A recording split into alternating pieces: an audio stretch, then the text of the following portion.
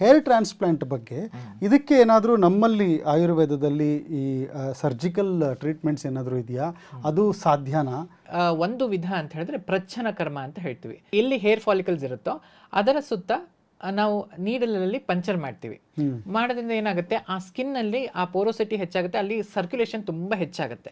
Circulation ಹೆಚ್ಚಾದಾಗ ಅಲ್ಲಿ ಎಲ್ಲ ಪೋಷಕಾಂಶಗಳು ಜಾಸ್ತಿ ಅಲ್ಲಿ ಸೇರುತ್ತೆ. ಹಾಗಾಗಿ ಆ ಹೇರ್ ಫಾಲಿಕಲ್ಸ್ಗೆ ಪೋಷಕಾಂಶಗಳು ಜಾಸ್ತಿ ಬರೋದ್ರಿಂದ ಹೇರ್ ಫಾಲ್ ಕಡಿಮೆ ಆಗುತ್ತೆ, ಮತ್ತೆ ಹೇರ್ ಅಂದ್ರೆ ಮತ್ತೆ ಜರ್ಮಿನೇಟ್ ಹೊಸ ಹೇರ್ಸ್ ಬರೋಕೆ ತುಂಬಾ ಹೆಲ್ಪ್ ಆಗುತ್ತೆ. ಇದಕ್ಕೆ ಪ್ರಚ್ಛನ್ನ ಕರ್ಮ ಅಂತ ಹೇಳ್ತೀವಿ. ಇದನ್ನ ಸಾಕಷ್ಟು ಇದರಲ್ಲಿ ಎಸ್ಪೆಷಲಿ ಪ್ಯಾಚಿ ಹೇರ್ ಲಾಸ್ ಇರುತ್ತಲ್ಲ, ಅಂದ್ರೆ ಮಧ್ಯ ಮಧ್ಯದಲ್ಲಿ ಆಗ್ತಾ ಇರುತ್ತೆ. ಕೆಲವರಿಗೆ ಮಧ್ಯ ಮಾತ್ರ ಇಲ್ಲಿ ಒಂದು ಬಾವಿ ತರ ಆಗ್ಬಿಟ್ಟಿರುತ್ತೆ, ಕೆಲವರಿಗೆ ಮುಂದೆ ಜಾಸ್ತಿ ಆಗುತ್ತೆ, ಒಂದೊಂದ್ಸಲ ಪ್ಯಾಚ್ ತರ ಆಗುತ್ತೆ. ಅಂದ್ರೆ ಅದು ಫಂಗಲ್ ಇನ್ಫೆಕ್ಷನ್ ಇಂದ ಕೂಡ ಆಗಿರಬಹುದು. ಸೊ ಫಂಗಲ್ ಇನ್ಫೆಕ್ಷನ್ ಅಂದ್ರೆ ಏನು, ಯಾವುದೋ ಒಂದು ಕ್ರಿಮಿಯಿಂದ ಆಗಿರುತ್ತೆ, ಅದಲ್ಲಿ ಈ ರೀತಿ ಆಗಿ ಅದಾದ್ಮೇಲೆ ಕೂದಲೇ ಬೆಳೀತಾ ಇರಲ್ಲ. ಅವಾಗ ಅದನ್ನ ರಿಜುವಿನೇಟ್ ಮಾಡಕ್ಕೆ ನಾವು ಈ ಪ್ರಚ್ಛನ್ನ ಕರ್ಮನ ಮಾಡ್ತೀವಿ. ಜೊತೆಗೆ ಒಂದೊಂದ್ಸಲ ಹೇರ್ ಲೈನ್ ರಿಸೀಡಿಂಗ್ ಅಂತ ಹೇಳ್ತೀವಿ, ಅಂದ್ರೆ ಹೇರ್ ಲೈನ್ ತುಂಬಾ ಹಿಂದೆ ಹೋಗುತ್ತೆ.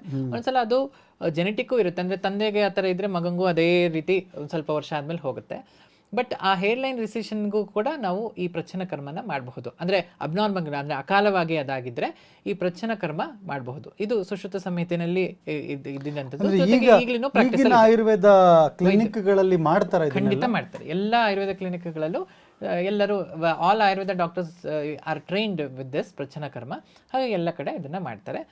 ಅದನ್ನ ಮಾಡಿ ಪೇನ್ಫುಲ್ ಇರುತ್ತೆ. ಇಲ್ಲ, ಅದು ಸಣ್ಣದಾಗಿ ಮಾಡುವಂತದ್ದು, ತುಂಬಾ ಅಲ್ಲಿ ಹೋಲ್ಸ್ಗಳು ಮಾಡ್ತೀರಾ ತಲೆ ಮೇಲೆ? ಆಗಲ್ಲ, ತಲೆನಲ್ಲಿ ಅಷ್ಟೊಂದು ಮಾಡಲ್ಲ, ಜಸ್ಟ್ ಪ್ರಿಕ್ ಮಾಡ್ತಾರೆ. ಮಾಡಿ ಅದು ಸಣ್ಣದಾಗಿ ಒಂದ್ ಸ್ವಲ್ಪ, ಈಗ ನೀವು ಹೇಗೆ ಸೊಳ್ಳೆ ಕಚ್ಚಿದಾಗ ಎಷ್ಟು ಪೇನ್ ಆಗುತ್ತೋ ಅಷ್ಟೇ ಆಗುತ್ತೆ. ಅದ ನಂತರ ಅದಕ್ಕೆ ಲೇಪನ ಮಾಡ್ತೀವಿ.